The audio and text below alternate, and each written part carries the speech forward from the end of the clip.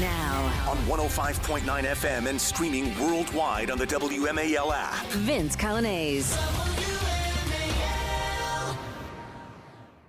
Good afternoon to you. 3:06 now, News Talk 105.9 WMAL, where we're making sense of the news. Coming up today, Senator Rick Scott joins us at 3:30. We'll talk about all of the drama going on in Congress these days. Harmeet Dillon is here at 4:30 from the Center for American Liberty.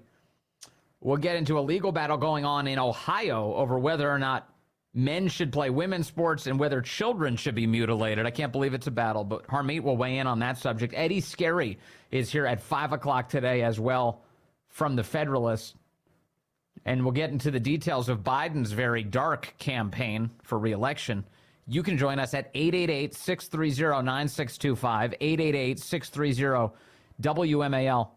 A federal appeals court today in Washington, D.C., hearing a case by the Trump legal team that Donald Trump is entitled to immunity to all of these various criminal charges that are being thrown at him by Joe Biden and his administration, because all of the actions in question were while Donald Trump was president of the United States, and he can't be charged for acts that were conducted in his official capacity. And it was interesting to listen to the hearing today for a number of reasons, but one of them is that Donald Trump's lawyers are so much better than these judges. I have got to tell you, a lot of looking back on the Trump presidency and did he hire the right people and why were these people undermining him? The arguments today from Trump attorney John Sauer, he was running circles around these judges. He definitely knew the case law better than they did. And they would bring up various old Supreme Court cases, all sorts of things. And he knew the details. He was quoting them. He didn't pause for a moment. He argued very persuasively that Donald Trump is entitled to immunity here and that this prosecution is completely out of control. And he did emphasize during the oral argument today that this is a case where you've got the president of the United States abusing his power to pursue the leading candidate in 2024, that is Donald Trump. And for more now on this, what actually took place in that courtroom, I want to bring in a woman who's been following all of these cases in a lot more detail than I have, Julie Kelly. She's the author of Declassified by Julie Kelly, the Substack, and the book January 6th, How Democrats Used the Capitol Protest to Launch a War on Terror Against the Political Right. Julie, good afternoon to you. Hey, Vince. Thanks for having me on. Am I wrong in my impression? I thought that Trump's attorney handled this spectacularly, and yet the judges, a lot of the headlines today saying that they seem very skeptical that Trump's entitled to immunity. Yes, I thought John Sauer did a fabulous job. He obviously is very well prepared. He's very knowledgeable, constitutional attorney. And so, yes, he was running circles around them. Not like it's too hard to do, not to take anything away from him. But look, you had two Biden-appointed judges, female judges, just make complete clowns of themselves. You could tell that they were prepped from the beginning as well to produce headlines, which is exactly what they did. So we had Judge Florence Pan come up with this absurd hypothetical that if a president used SEAL Team 6 to kill his political rival here, could he be criminally prosecuted or was he immune? Now, of course, that wouldn't happen. Yeah. If it did happen, what's the proper procedure? We know this from the Constitution.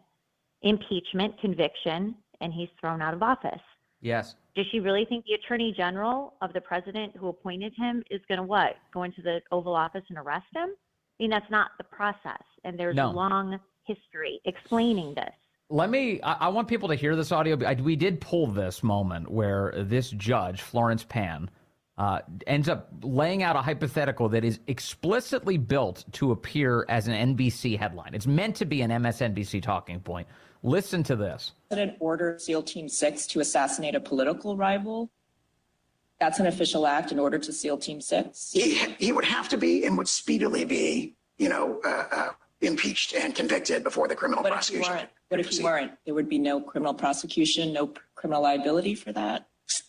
Chief Justice's opinion in Marbury against Madison and our constitutional tradition and the plain language of the impeachment judgment clause all clearly presuppose that what the founders were concerned about was not. I asked you a yes yes or no question.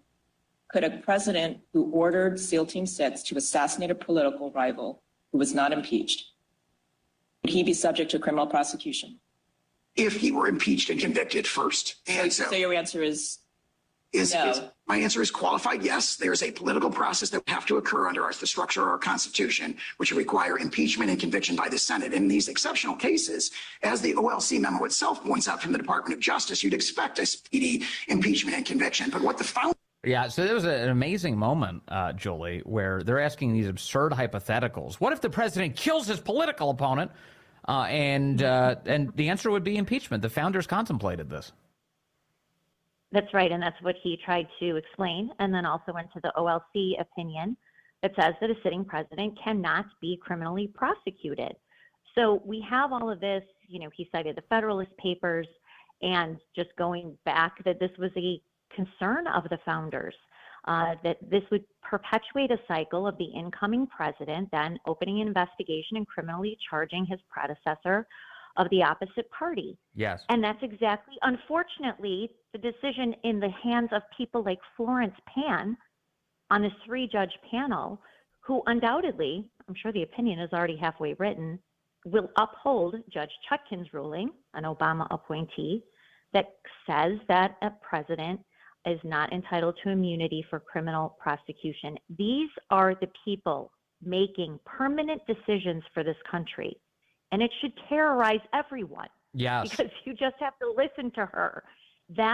These are the people making these decisions. I honestly, I was listening to that this morning, and my fear is that we have morons who are judges.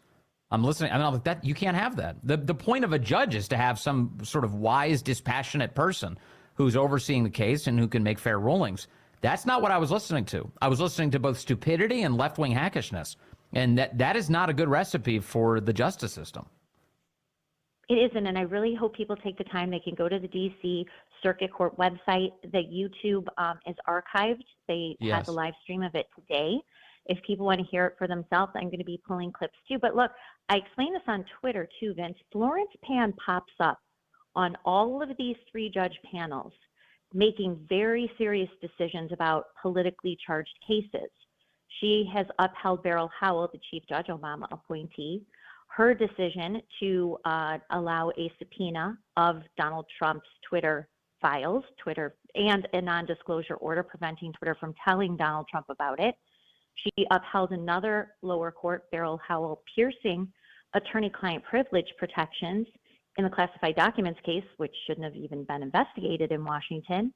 And Judge Pan has been the deciding vote in 2 appeals of the use of obstruction of an official proceeding 1512C2. This is a felony slapped against more than 300 J6 defendants and represents half of Jack Smith's criminal indictment against Donald Trump. She's writing the opinions upholding these clearly partisan orders handed down in the lower court. This is the person making these decisions and writing the opinions. Yes. So it's not just this. Her fingerprints are on a lot of really bad decisions. Now, I do have to say there was one other moment that I laughed out loud at. It was so absurd, which is the attorney who was arguing on behalf of Jack Smith is a guy called James Pierce during the oral arguments today. And he was referring to hypotheticals involving like a random president of the United States. And he was referring to the president as Madam President during his remarks, just as the hypothetical president. And I just laughed out loud. It was like, this is like cooked up in the MSNBC control room, the whole entire thing. Way to grovel to 3 female judges, right? I'm sure they loved it. That's unbelievable. All right, so let me move on to another big issue today that I know you're paying close attention to. There is the case of Ray Epps. Now, Ray Epps is one of the only people in the entire country who was actually captured on camera calling on people to go into the United States Capitol building on January 6th. That's it. So there's just a couple people who were caught saying that. Ray Epps is definitely one of them. Epps found out his sentence today, and he is now going to be serving 12 months of probation, and he's also ordered to pay $500 in restitution. In other words, he's not going to be serving any jail time for any of this. What do you make of this sentence for Ray Epps? I mean, look, they are brazenly throwing this in our face because Ray Epps, of course, is for a lot of people indicative of undercover, some sort of asset, some sort of actor who is intentionally provoking and agitating the events of not just January 6th, but the night before. So the fact that, as Darren Beatty first identified, he was on the FBI's most wanted list and then suddenly taken down. Yes. You know, he has a history of this. He was in the Oath Keepers. He was involved in other matters, and here he pops up again. And not only, though, did he go without being charged for almost 3 years, he was protected by the corporate media. So the corporate media considers everyone, even stepping on grass on the Capitol, considers them to be an insurrectionist, domestic terrorist. Yeah. Somehow Ray Epps is a victim of, right-wing conspiracy theories. And that's what played out today. One of the things the left has often, if to the extent they've talked about this at all, they'd say like, well, he cooperated. That's why they're going easy on him. Everyone else should have cooperated. And I don't know, if memory serves me correctly, Julie Kelly, I think a lot of the January 6 people cooperated, some of them at their own expense, not realizing how much trouble they were going to end up being in with the Biden administration. Almost all of them did. And as soon as they saw themselves either on social media or the FBI list, they reached out to the FBI. I mean, I talked to January 6ers who had the FBI visit them or raid them, and they handed over their devices and computers. And I said, why would you hand them over? Why would you give them your personal property without a warrant? And they said, well, we thought we were helping the FBI find the bad guys. Yes. We didn't realize we were the bad guys. Almost everyone turned themselves in early. Everyone cooperated with the FBI. So the fact that somehow that's supposed to be a mitigating factor in this slap on the wrist indictment, one misdemeanor count, and I tweeted this. I looked very quickly at the sentencing chart that DOJ keeps for J6ers, and there's nothing really comparable. I think there's 2 other defendants who have 12 months probation and a minimal fine. Usually this results in incarceration and supervised release, the charge that he pleaded guilty to. Nothing similar to what Ray Epps got. Now, another way to look at this is like, let's say that Ray Epps was just a random dude and he was telling people go in and he wasn't involved in any way with the FBI. Let's presuppose all of those things. What this reveals to me ultimately is that the media coverage dictate the way people are sentenced throughout all of this. So you've got the QAnon shaman, Jacob Chansley, who, when he went to sentencing, was told by the judge that the reason he was getting the sentence he was getting was because of the media coverage. Like, you became the face of this riot. He was the face, right? Yes, you deserve this. And then Ray Epps, the reason they're going easy on him in the best case scenario is because they want to stick it to the conservative press and they want to take up the same point that NBC, the Washington Post, and others have taken, which is Ray Epps is innocent. He's not really that bad of a guy. So they sentence him according to media coverage. And then the judge today, Jim Bossberg, the now chief judge, again appointed by Obama, was again sympathetic to Ray Epps and saying, you're the only J6 defendant here who's been accused in the media and by powerful leaders of something you didn't do. Wow. Really? Joe Biden has called every J6er a domestic terrorist. He just bragged last week that he has sent his people who didn't vote for him to prison for 840 years.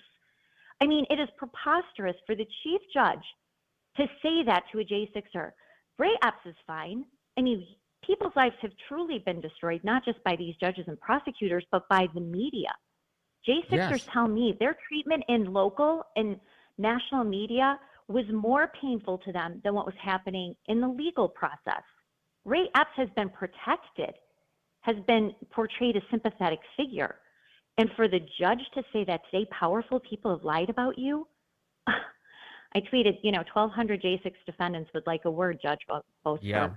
Yeah. And what that means is that CNN is deciding the sentences of Trump supporters. And it's just wild. It is just wild to see it all take place. Julie Kelly, thank you so much for covering it all with aggression and for your time today. Nice to talk to you, Julie. Thanks. You too, Vince. Thanks for having me on. All right. Be well. 321. WMAL, making sense of world events, because those who don't know history are doomed to repeat it. Download the WMAL app to stream us for free. Yeah, that was quite a doozy during that hearing today. When Judge Pan asked, could a president order SEAL Team 6 to assassinate a political rival? That's an official act in order to SEAL Team 6? He would have to be and would speedily be, impeached and convicted. Obviously. What a world. What a world. I've got Dan calling in from Alexandria on line 2. Dan, good afternoon. You're on the Vince Coglianese Show. Oh, I think not Dan, but Sam. Yes, baby.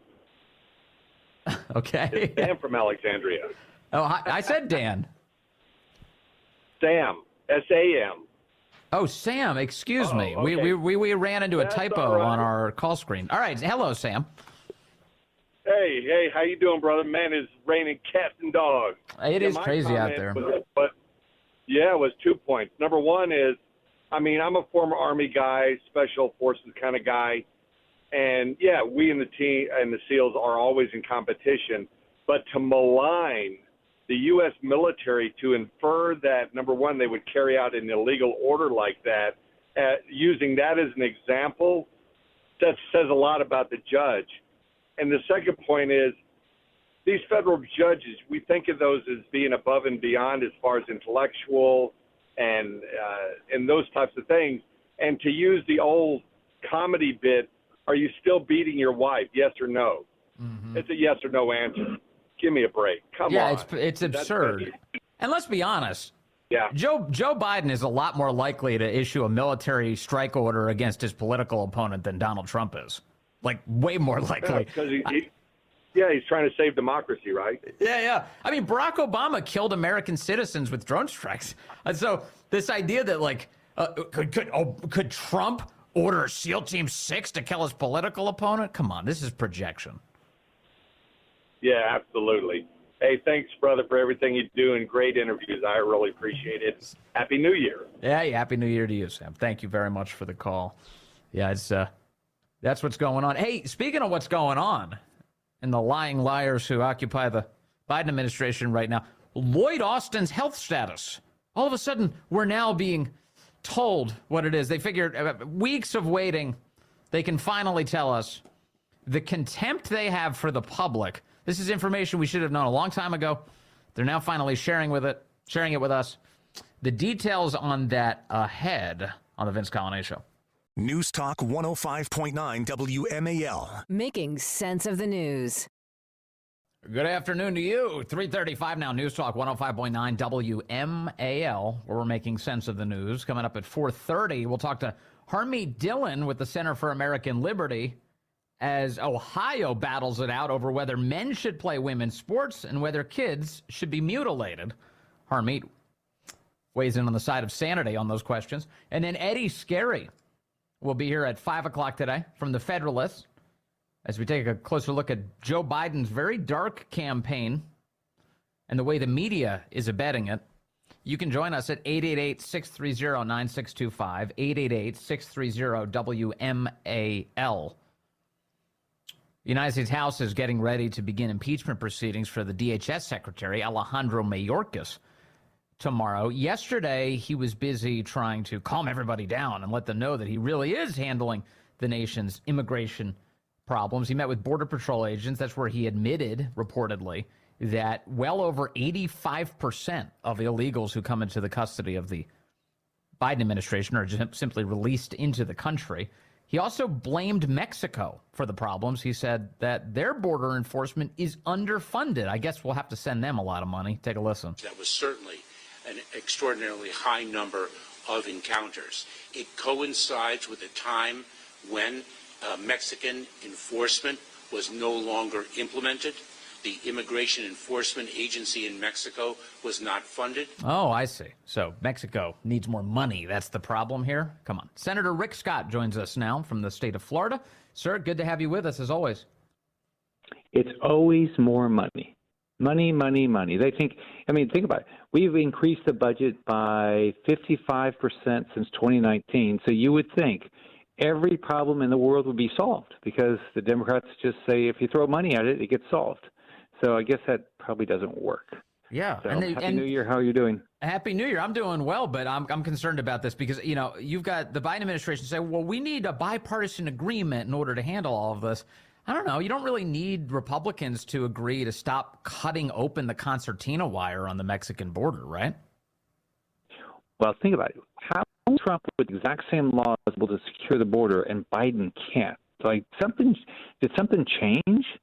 Yeah, administration's changed. Yeah. I mean, Biden has made the decision to just open the border. And so you got wonderful people that probably want to come to our country. Then you got drugs, 70,000 people dying of fentanyl overdose a year. You got terrorists. You got criminals coming. So think about it. You lock your door at night, most likely. Not because you hate people, but think about it. We should lock our doors, lock our border, because you know what? We should check to see who's coming to our country. I don't want terror cells. FBI director admitted twice, once to my committee when I asked him a question, there were terror cells all across our country as a result of an open southern border. It's as simple as that. He's putting all of us at risk. What do you make of Mayorkas's blame shifting here? He's saying, well, it's Mexico's fault. They're not enforcing their border. They don't have enough money. And, you know, we're doing everything we can. And this is a global problem. He's got a lot of excuses here. So would you hire him? No, because you hire people to take responsibility. They say, look, I know what the problems. We all can figure out the problems. We all can figure out what somebody else ought to be doing. But guess what? I want to hire people, and I want people to run things. They said, you know what? With all those problems, I'm going to solve the problem. How did Trump solve the problem? We had all these problems back when Trump was president. He solved the problems. So why don't we get an administration that wants to say, you know what? I know there's lots of worldwide problems, but let's solve the problem. This securing the border, I mean, this is not that hard. Stop coming into our country. Tell people we don't accept you right now. If you want to come legally. We love legal immigration. I come from Florida. We have a lot of legal immigrants. They have helped build our state. I don't want drugs. I don't want criminals. I don't want terrorists. I want people that want to go through the system and do it right. Right. And also, Mayorkas is a con artist on this. I mean, he straight up said out loud early in the administration that if you illegally immigrate into the country, that is not a basis for deportation. Like, what? Okay, so think about it. So if you break into the Capitol, which is a crime, and you should go be prosecuted, right? But if you break into our country, that's okay. We're not going to worry about that. So this makes no sense. Yes. I mean, do not break into our country. You don't have a right to come into our country. Come here when we invite you and we allow you to come into our country. That's the only right. That's only when you have. Then we want you to come into our country because we vetted you. I don't want people. Look, I've got a family. You've got a family. We want them to be safe. We want to keep them safe. This is not keeping either of our families or any family in this country safe. So what role does border security play in the current negotiations going on Capitol Hill? I keep hearing it brought up, and as you and I have pointed out at the top of the conversation, everyone's talking about more money. But I'm concerned about just enforcing the existing laws, which say that you're supposed to secure the border, and they're not doing that. What's going on with the border? Look, I appreciate anybody that wants to try to improve our laws to secure the border. I'm appreciative. Right. But guess what? That's not going to secure the border. What's going to secure the border if the Biden administration makes the decision to enforce the existing laws and stop people from coming into our country illegally and staying here. He's decided, right? He's not going to do it. He's just decided. Biden has decided I will not secure the border. So our only shot is to pass something to say, whatever you care about, whether it's Ukraine aid or whether it's Green New Deal or whatever wasteful spending you want, right? Then you're not going to get it unless the border is secure. That means we're going to go down to the number of people crossing the southern border and staying here to what it was like under Trump. He did it. You can do it. But look, I'm hopeful that we'll get something, but I'm not optimistic because as far as I can tell, the Democrats don't care. And there's some Republicans that have said, look, we're not going to tie to Ukraine. Look, I care about Ukraine. I think we all would like Ukraine to win. But I don't want to go spend money securing Ukraine's border while we have an open border. That's not fair to the American public. So what are the creative solutions here? Does it include like cutting government spending if they fail to secure the border? Something like that? Well, the easiest was, we know the Biden administration wants Ukraine funding. So what the easiest thing was say, okay, great. We will do Ukraine funding. But we're going to give the money out on a monthly basis tied to the border being secure, meaning the number of people come across the border. We can look at it. We can say how many people came across and stayed. All right, so that it should get down to not more than 1,000 people a day, right, or something like that. It actually should get down to almost nobody coming here illegally. But that's the only way I can think of it. If there's somebody else has a better idea, right. But I know Schumer doesn't want it. Biden doesn't want it. I think some of the other people have said they care about the border. I think Mitch McConnell doesn't want it. I mean, that's wrong. I mean, I want our borders to be secured. It's crazy that it isn't. So the other piece that's going on Capitol right now is this big spending debate that, Speaker Mike Johnson and the Democrat leader in the Senate, Chuck Schumer, have apparently agreed to a $1.6 trillion spending package. I was talking to Russ Vought yesterday. He told me that if Congress had merely signed a clean continuing resolution, that would be a better cut than this package that they've agreed to. What is going on here? I mean, why did we kick the can at all if we were just going to come up with a deal that really doesn't cut any spending? Well, I'm optimistic. Hopefully, I know the speaker, has always been a fiscal conservative. I hope, he stands the ground and says we're not going to keep wasting this money. Think about this for a second. We have, since 2019, we've had a 1.8% increase in our population and over a 50% increase in our budget. We have $34 trillion of debt.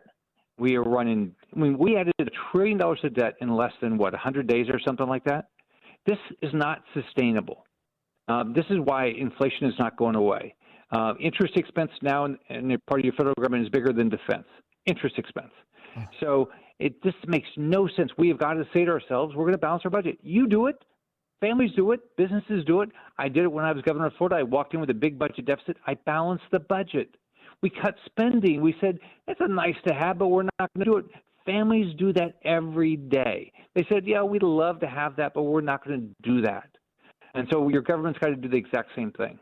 Well, this is how we get hyperinflation. So the only answers are like raise taxes or print money. And then, of course, they'll print money. That's what they'll do. In other words, we'll pay the tax of inflation. It's going to be out of control if we don't get this government under control. We'll never get interest expenses down. We'll never get inflation down if we don't start living within our means. This is what it's massive government spending. And then you have a Federal Reserve that built a balance sheet that they don't need. When Barack Obama got elected, right, there was only $800 billion balance sheet of the Federal Reserve. It's $7.7 trillion right now. That was because the Federal Reserve decided they wanted to keep long-term interest rates down. Causes an unbelievable misallocation of capital. Then when you start reducing it, it causes havoc in the system. So it's like, why don't we just do the basic things, live within our means, say, let's go through a budget process. I've been up here 5 years. We don't do budgets.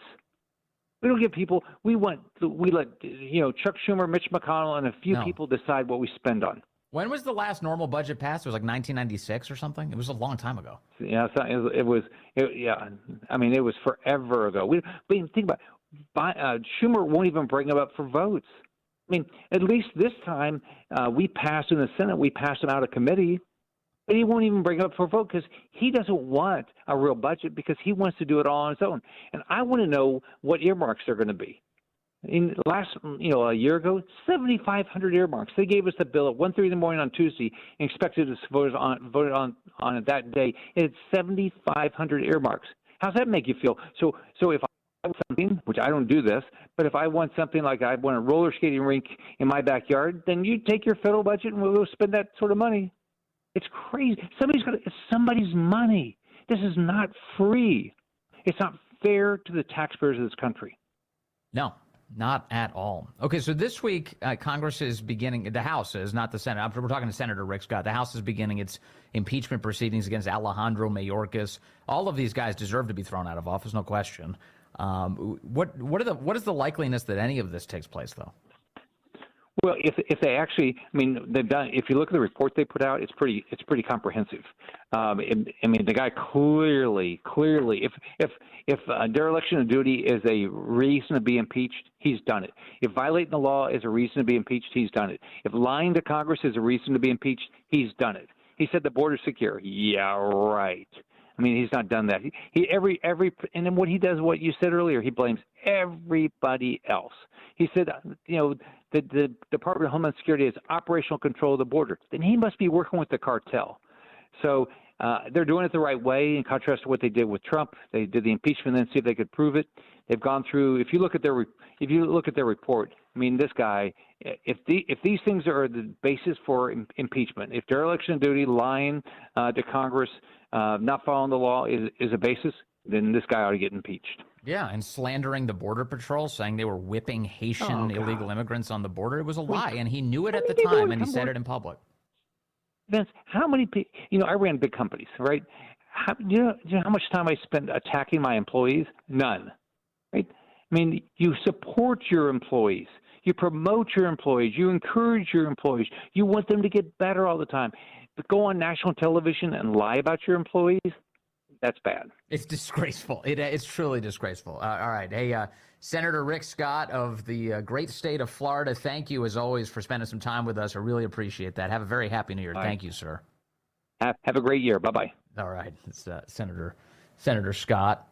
You heard him. No love lost between him and Mitch McConnell. He took his shot at Senator McConnell. Said he's a part of the problem, and that's true. McConnell has definitely been a part of many of these problems, just rolling over time and time again. And of course, this national debt is completely out of control. And as Rick Scott says, I don't know. Does it feel like we've been talking about debt for years? Everyone, and at some point you kind of gloss over as okay, debt, yeah. But boy, the experience we've had over these last few years really should help hammer it home for everybody. The only way out of this is an actual increase in taxes, a dramatic cut in spending, or a lot of printed cash. And of course, the government, because of its cowardice, always goes with the last option: print more money. Why is that? Because you don't have to raise taxes. You don't have to go through the act of raising taxes on people. The politically perilous act of raising taxes. You don't have to do that. Just print cash, and the taxes will go up on the cost of all of the goods and services that you purchase. It's not, inflation is taxing without actually officially raising taxes. So we go the way of Zimbabwe. If the debt continues to grow the way it's growing now, you're looking at historic hyperinflation, never before seen in world history. That's what we're contending with. So yeah, we have to get this under control. And this whole thing that, we're going to pass another multi-trillion-dollar spending package without any meaningful cuts is a joke. It's a total joke, and it's a betrayal of what you're supposed to be doing on behalf of the country. All right, it's 3:50 now. WMAL, traffic and weather. WMAL, more than just politics, because laughter is the best medicine. Download the WMAL app to stream us for free. Yeah, we've got the updates on Lion Lloyd Austin coming up. I'll tell you about the update on his medical situation. And it makes you scratch your head and wonder, why didn't they tell us anything? Really? This is what you withheld from the public? Let's take the phones, though. Let's go to Rhodey, who's calling in on line 2 from Charlestown, West Virginia. Rhodey, good afternoon. You're on the Vince Coglianese Show. Hi, Vince. How are you doing today? I'm good, Rhodey. What's on your mind? Well, I've been listening to this Ray Epps stuff, and I think I just wanted to get it through to everybody. They need to understand this is providing him with double jeopardy protection. Should in the future anybody want to go after Ray Epps for anything that occurred that day, they won't be able to use it. They also won't be able to use this leverage to get him to testify against anybody who was leading him in those directions. Right. So the news, for those who missed it, Ray Epps, the man who was caught on tape urging people to go into the Capitol building on January 6th, both on January 5th and January 6th for that matter.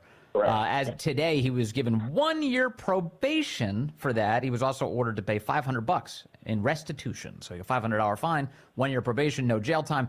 Compare that with people who weren't even in the United States Capitol who were given 20 years in prison for communicating with people who went in and around the Capitol building. So this is crazy. And the longtime theory was that Ray was a Fed, or he was working with the Feds to incite the riot. And now nothing, just a slap on the wrist. And as you point out, Rhodey, this does protect him from any sort of prosecution in the future by way of that double jeopardy protection.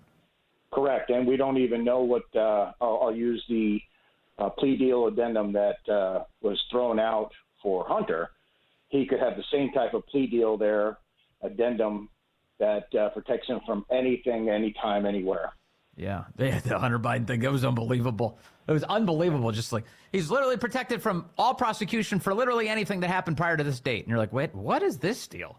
Holy cow. Rhodey, thank you. Smart points on what's going on with the Ray Epps saga today. And as I was talking about Julie Kelly, if you missed that interview, we started at the top of the show. Julie Kelly, we'll put it in the podcast, but she's, it's about the media. The media get to dictate what everybody's sentence is. Oh, Ray Epps, he's fine. Okay, fine. No prison sentence for him. Oh, but that QAnon shaman, the guy who dressed up with Viking horns, he's a bad man. put him in jail. The judge said, the media made you the face of this, so you deserve more jail time. Since when does CNN get to decide what my sentence is? Well, in the Biden era, they do. Coming up, the details on Lloyd Austin. News Talk 105.9 WMAL. Making sense of the news.